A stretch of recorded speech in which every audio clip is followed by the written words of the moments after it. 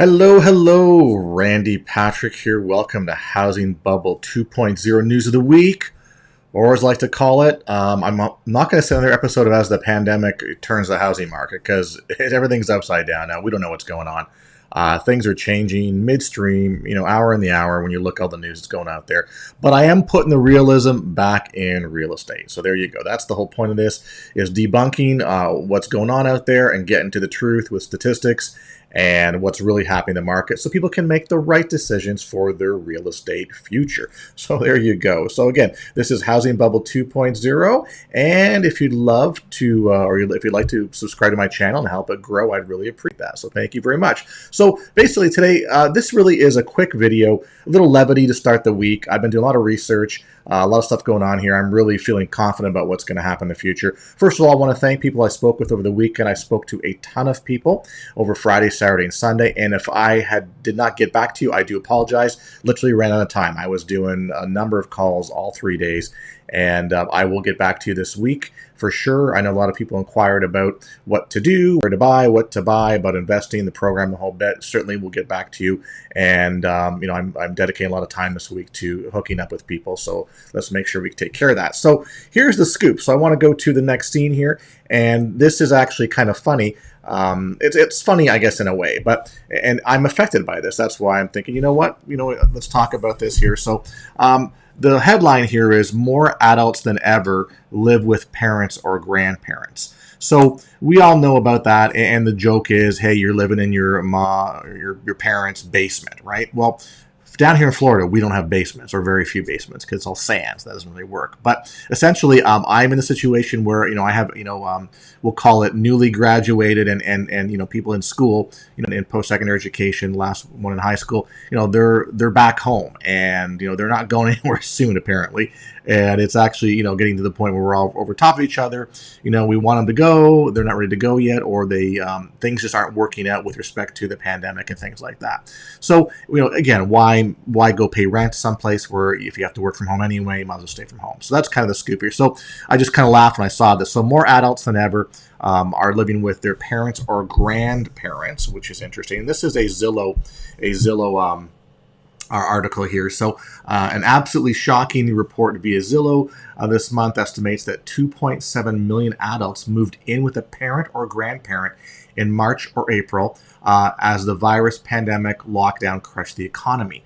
So, the Zillow analysis shows 32 million adults live with a parent or grandparent of it, as of April, or about 10% of the entire population lives in their parents' basement, the highest on record. So that's kind of what's going on here.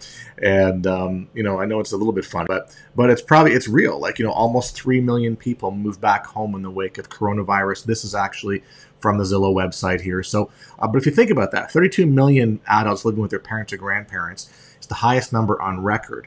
And more than 80% of those who recently moved back in with their parents are Gen Zers, who pay an estimated $726 million in rent each month. Payments, about 1.4% of the total rental market, could be at risk if moves home become permanent. So again, if you can get out of if you left your rental accommodation, if you didn't renew your lease, you're hurting financially, you're not getting stimulus checks, or you don't know what to do, lost your job, etc. Moving back home obviously is a safe haven. So we're seeing a lot more of that. We know from the previous, couple of years that there was a larger group of people who are moving back home, people who are cohabitating, or we call it generational living arrangements. So, you're living with your parents, grandparents there too. So it's almost like one generation is burdening, elderly parents and or adult children. So it's certainly putting a cause or stress on, I guess, home living situations. But again, it boils down to, so these are people who aren't won't be going back out, or very few will be going back out into the housing community to either become renters again or be future home buyers. So it seems to be, we're kind of in this situation where it's not looking good for, I guess you could say, that segment of the population. So interesting enough, though, this is the graph. So you could see, the big spike literally from, probably, I guess you could say, end of 2019 to where we are today. We've seen a significant amount of people moving back home. primarily for financial reasons. And listen, things happen, and we know and we get that. But this is huge now. This is really a big time, I guess you could say, number of people, the surge going back home. So again, interesting to see that. What do? We take a look. It says, but while students returning home after the nationwide closure of college and campuses this spring is undoubtedly driving some of this surge, young adults were overwhelmingly driven back home by the major labor markets swing in the wake of the COVID-19, which is true. The number of employed young adults targeted 18-25 fell by more than 25%, or 5.9 million. And in March and April, roughly 60% of these workers became unemployed in these months and continue to look for employment, but more than 2 million were officially counted as no longer in the labor force. So while recently unemployed young people move back at home at roughly the same rate as usual, about 60% of them typically live with parents. The total number of them is bigger than ever. So again, we're surging, and we'll just, but what does the future hold? We'll see what happens. I mean, this is going to affect rental markets for sure, and they've even mentioned that, saying, hey, rental market impact. The housing market itself can't help but be impacted by this huge influx of adults moving back with mom and dad or grandparents. The large majority, roughly 10 million of this 18 to 25-year-olds who do not live with a parent, are renters, responsible for approximately $6 billion per month in gross rent. Given the number of young adults not living with their parents has fallen 12% year over year, napkin math gives us a figure of roughly 26 million per month, leaving the rental market just from young people moving back home.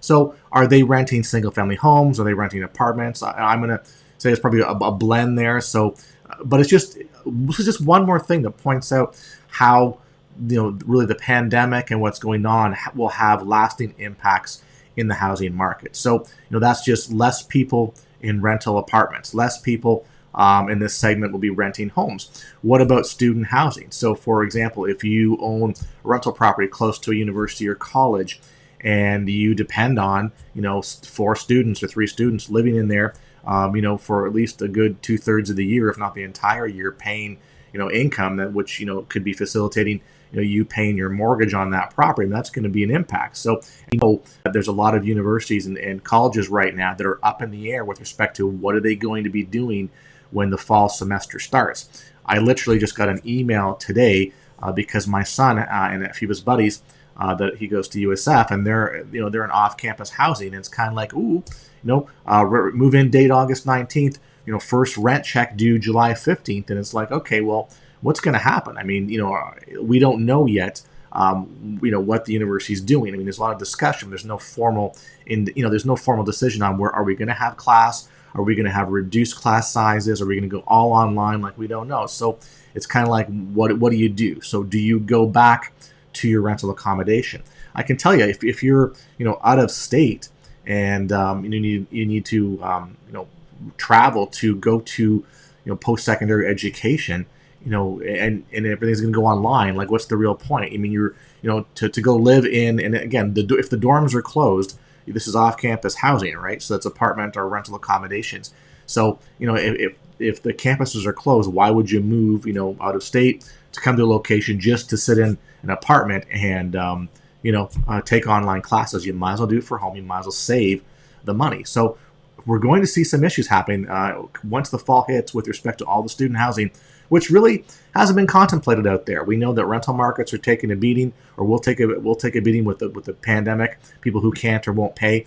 This is another aspect that will manifest itself as the next couple of months go on. So we'll have to keep aware of that. But again, I just thought it was interesting to put that there. Again, I have a son who graduated, and he has was going to pull a trigger on an apartment where he was going to move to, and unfortunately he didn't. So because again, he'd just be living in an apartment, paying rent by himself, working from his home. So that's not really a good use of your time. Well, a good opportunity to save money if you can slum with mom and dad, right? So that's the way things are going. So anyway, just thought I'd start the week off with something a little fun here, just something interesting. A lot more news coming. I'll be producing a lot more videos this week. So again, if you're looking to get a hold of me, there's my email right there. A lot of people have reached out. As I mentioned, I'll be doing more reaching out to people this week. I really see some changes happening now, some cool things that are going on.